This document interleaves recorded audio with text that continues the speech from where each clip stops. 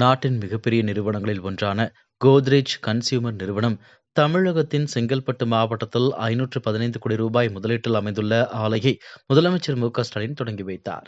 இந்த நிறுவனத்தின் மூலம் பெண்கள், திருநங்கைகள் மற்றும் மாற்றுத்திறனாளிகள் உள்ளிட்ட 1000 பேருக்கு வேலை வழங்கும் வகையில் இதன் முதல் கட்டமாக பணி ஆணைகளையும் முதலமைச்சர் வழங்கினார். மேலும் இந்த நிறுவனத்தில் 50% பெண்களுக்கு வேலை வழங்கப்படும் என்று தெரிவிக்கப்பட்டுள்ளது. பட்ஜெட் கூட்டத்தொடரின் 2வது அமர்வு நடைபெற்றது. இதில் மக்களவையில் பேசிய தென்சென்னை திமுக எம்பி தமிழச்சி தங்கபாண்டியன், தேசிய கல்விக் கொள்கையை ஏற்றுக்கொள்ளாத மாநிலங்களுக்கு நிதி நிறுத்தப்படுவது தடுக்கப்பட வேண்டும் எனவும், பள்ளிக் கல்விக்கு ஒதுக்கப்படும் நிதியை மாநிலத்திற்கு எதிராக பழிவாங்கும் கருவியாக பயன்படுத்தப்படுவதாக கூறினார்.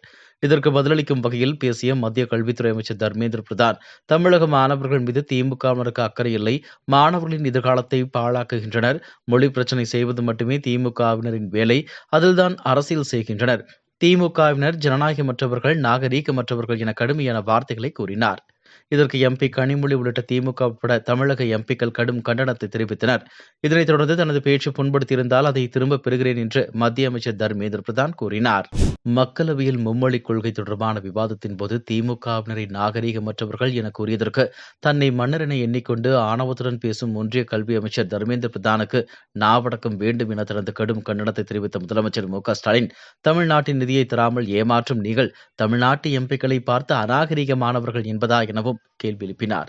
இதற்கு பதிலளிக்கும் வகையில் தனது எக்ஸ் தள பக்கத்தில் பதிவிட்டுள்ள தமிழக பாஜக தலைவர் அண்ணாமலை, திமுகவினர் நேர்மையற்ற, நாகரீகமற்றவர்கள் என்று மத்திய கல்வி அமைச்சர் சொன்னதில் என்ன குறை கண்டீர்கள்? உண்மையை தானே சொல்லியிருக்கிறார் என தெரிவித்துள்ளார். மேலும் ஏழை எளிய மாணவர்களின் கல்வியில் அரசியல் செய்வது யார் என்று தமிழக மக்களுக்கு நன்கு தெரியும். இனியும் தமிழக மக்களை நீங்கள் ஏமாற்ற முடியாது என்றும் அண்ணாமலை கூறியுள்ளார். ஒருவர் கட்சிக்கு துரோகம் செய்யும் விதத்தில், கட்சியை காட்டிக் கொடுக்கும் விதத்தில், கட்சிக்கு பாதிப்பை ஏற்படுத்தும் வகையில் எந்த ஒரு கட்சியினுடனும் சேர்ந்து செயல்படக்கூடாது என காங்கிரஸ் கட்சியினர் மறைமுகமாக பாஜகவிற்கு செயல்படுகிறார்கள் என்ற ராகுல் காந்தி கூறிய கருத்திற்கு காங்கிரஸ் முன்னாள் எம்பி திருநாவுக்கரசர் விளக்கம் அளித்துள்ளார்.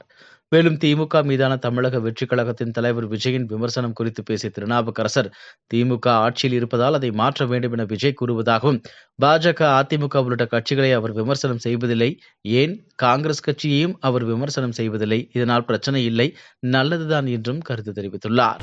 சொல் ஒன்று செயல் ஒன்றாக விஜயகாந்த் இருந்ததில்லை என கூறிய தேமுதிக பொதுச் செயலாளர் பிரேமலதா விஜயகாந்த், கோலா, நகை விளம்பரங்களில் சிலர் நடிப்பர் என தாவிக தலைவர் விஜயை மறைமுகமாக தாக்கி பேசினார்.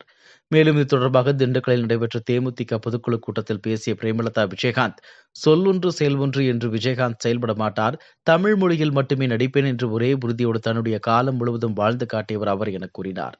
தொடர்ந்து, சிலர் சொல் ஒன்று செயல் ஒன்றாக இருப்பார்கள், வேறு மொழி படங்களிலும் நடிப்பார்கள், மேடையில் பல வசனங்கள் பேசிவிட்டு கோலா, நகை விளம்பரங்களில் நடிப்பார்கள் என தாவிக தலைவர் விஜயை மறைமுகமாக சாடினார்.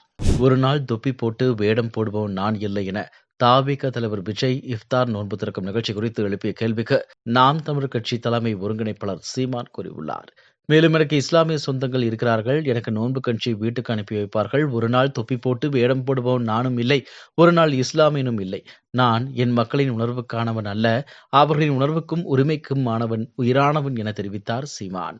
நெற்றியில் விபூதி வைத்துக் கொண்டு தலையில் தொப்பி போட்டுக்கொண்டு நோன்பு கஞ்சி குடித்த ஆட்கள் எல்லாம் இருக்கிறார்கள். விஜய் அதனை விரும்புகிறார், அதனை செய்கிறார், எனவே அதில் விமர்சிக்க ஒன்றுமில்லை என்றும் தெரிவித்தார்.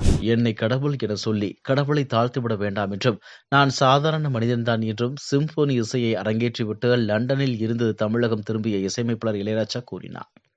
இது தொடர்பாக சென்னை விமான நிலையத்தில் செய்திகளை சந்தித்து பேசிய இளையராஜா, என்னை இசை கடவுள் என் அழைக்கின்றனர், என்னை கடவுள் என சொல்லி கடவுளை தாழ்த்திவிட வேண்டாம், நான் சாதாரண மனிதன்தான், எனக்கு 81 வயதாகிவிட்டது, இனி இவர் என்ன செய்ய போகிறார் என நினைக்காதீர்கள், ஏனென்றால் இனிதான் ஆரம்பமே என பேசிய இளையராஜா, சிம்போனி இசையை யாரும் டவுன்லோடு செய்து கேட்க வேண்டாம், நேரில் வந்து கேளுங்கள் என அன்பு வேண்டுகோள் வைத்தார்.